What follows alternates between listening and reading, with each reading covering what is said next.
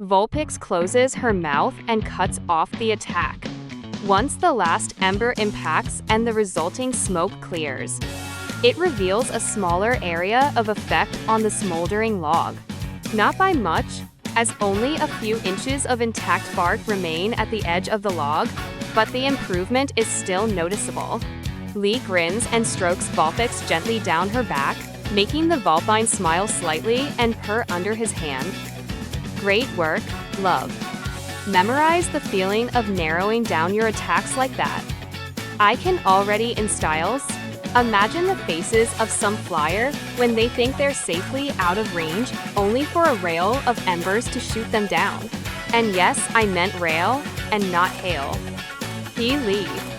Both Lee and Vulpix look up to see Brendan racing towards them from Resin, the lab with a blinding grin on his face, but he's not alone.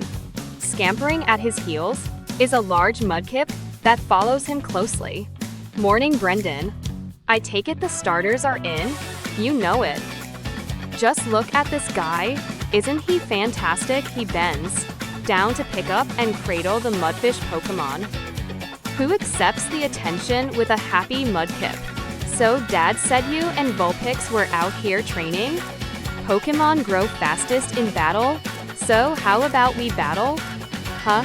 The question makes Lee freeze. Can I actually order a Pokémon to be harmed? Can I stand to see Vulpix get hurt? The very thought makes his gut twist into a chilled knot. Vulpix steps up with narrowed eyes and a flick of her heart-marked ear, sliding against Lee's left as she steps forward and plants herself in front of her trainer, facing Brendan. She's eager. Brendan grins, looking back up to Lee. So, how about it? Lee gulps and does his best to keep his voice from trembling. Why, yeah. If Vulpix wants to, then I'm game. When this rock hits the ground, the battle begins, Brendan says, and without waiting for a reply, he tosses the rock into the middle of the impromptu arena. Vulpix, baby doll eyes. Lee orders before Brendan or Mudkip can even move. The vixen looks intently at Mudkip with wide, sparkling eyes filled with false innocence. Her chocolate orbs faintly glow with fairy energy. Mudkip falters, as if suddenly having second thoughts about fighting. At the same time, the sunlight suddenly becomes sweltering as Vulpix's drought activates, and Mudkip flinches and sways on his feet. What gives?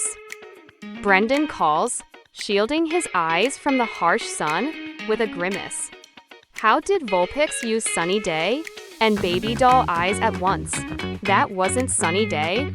Lee calls back. Vulpix has the ability. Drought. Doesn't matter. We've got a match to win. Mudkip, water gun. Vulpix, dodge left now. The vixen darts to the left in a deft hop, just as Mudkip's water gun leaves his mouth. The water gouges into the ground with a muddy splash. Now, confuse Ray. Lee follows up. Mudkip suddenly reels back with a cry as if struck and screws his eyes shut. He staggers around almost drunkenly, then trips over his own feet and falls to his side, squirming helplessly. Now, quick attack into Mudkip. Vulpix's eyes gleam at finally being on the offensive. She crashes into Mudkip at full speed in a flicker of red, throwing the mudfish a solid 50 feet across the field. He bounces twice, then skids to a painful stop on his side, a shallow trench in his wake. Then Mudkip suddenly twitches in Brendan's arms and lets out a groggy Mudkip. He shifts in his trainer's arms in a clear sign of life, blinking stars from his eyes. Lee's stomach uncoils as quickly as it came, and he lets out a breath he had no idea he was holding. He's okay? Brendan nods. Yeah, I guess you were right. Vulpix is way too strong, and you're too skilled. He holds out a hand with a smile. Good match. Don't expect it to be that easy next time. Lee takes the offered hand and shakes it weakly. Yeah? Sure. Anytime. Days later, Lee notices something strange during training. The flames aren't in sync with Vulpix's breathing. The fire licking at her lips ebbs and surges independent of the movement of her chest. That they can freely control fire, and that's how they control Will-O-Wisp, Lee explains to Professor Birch. The ebb of her fire was not synced up to her breathing.